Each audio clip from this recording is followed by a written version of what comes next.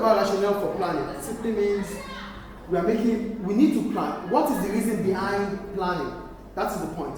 The reason behind planning.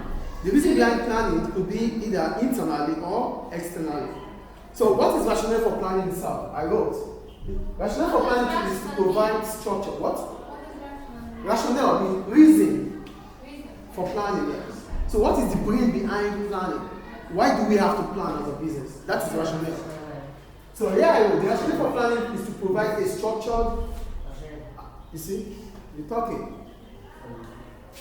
You have the problem, not me. Yeah. You are. You want me to give you more time, I can give, but you're disturbing the class when I'm explaining. It's a common sense. Ask questions, it's fine, but not to be talking when I'm talking. Ask. Question, yes. But I'm explaining things and you're still talking. It doesn't make sense now. So, we're in rationale for planning. When we talk about rationale for planning, it simply means the brain behind planning. Why do we have to plan as a business? The rationale for planning is to provide a structured and logical approach to decision making to justify the goals of the business. So the rationale for planning is why we have to make decisions. We have to make decisions as businesses. But in terms of making these decisions, we have to justify whatever decision we have made. And to justify it, it has to be stated through the plan. So the next thing they're going to ask you, the first thing they're going to ask you is, oh, I want to achieve this. How are you going to be able to achieve this? Oh, look at my plan towards achieving it. Put your head up, please. So the rationale is all about the process you have to go through to justify whatever you want to achieve as a business. So here we have plan. I said planning is essential for a company and it can come in two folds. If you fail to plan, it simply means you are planning to fail. That is the reality. So for every business encounter, we need to make a plan because the plan would allow us to justify.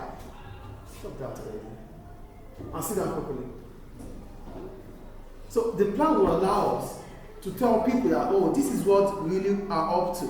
So if it works, fine. If it doesn't work, yes, they would know that we've actually tried. That is the rationale behind planning. So, because if you don't try, nobody's going to know. Telling people that you did, it's just about talking. And talking is what's cheap. They want to see things you have, they want to see what your list are, they want to see your objectives, they want to see it in planning. They want to see your document backing it up that you've really tried. And that is why we need a planning procedure. So planning could come through internal changes or external changes. And when we talk about internal changes, we are simply talking about what could bring about a plan.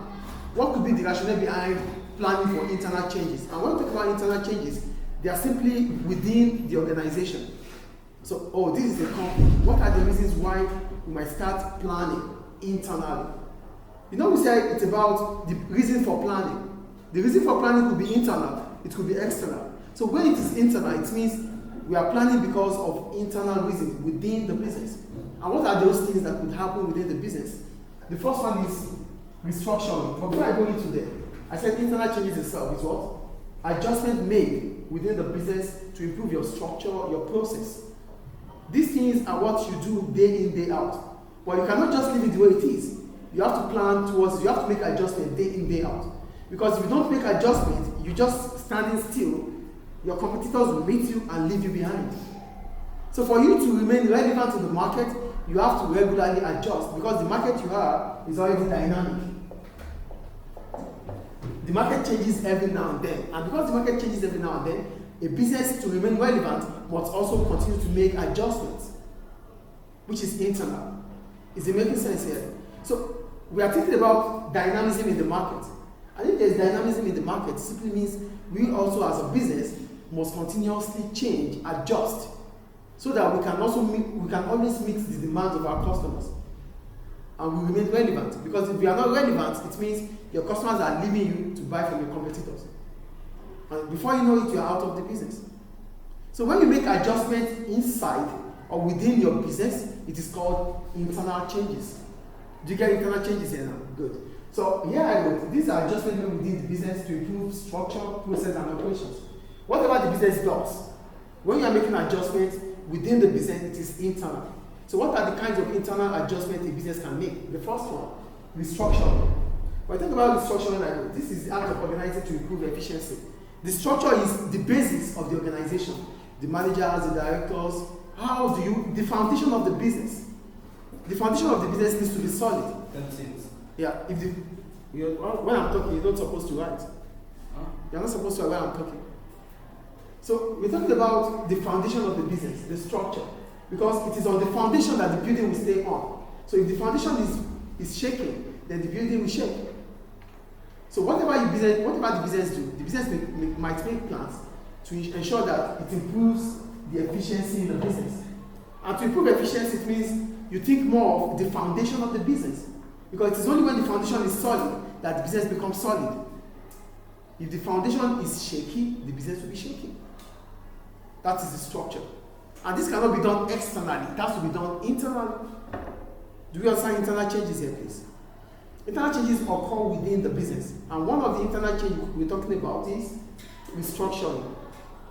Putting things, improving your structure, improving the foundation to improve and to bring about efficiency. Because it's only in efficiency that business can thrive, can become better, and can have a competitive advantage. Is it making sense or not? Is it making sense or not? Yes. Restructuring means things that you figure out that are not okay. You make adjustments to them. You improve on them to become efficient. Because it is in efficiency that we can be profitable. If you are not efficient, you will lose out. It means you are wasting resources. Wasting resources doesn't simply mean you are throwing them out. You might be wasting resources because you have a lot of employees and they are doing nothing. It's a waste. So this is why you have to improve to increase your efficiency.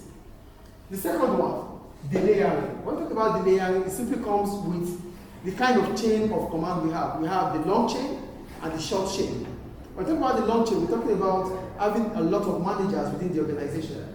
When you have a lot of managers within the organization, it allows decision to be slow and communication to be rigid.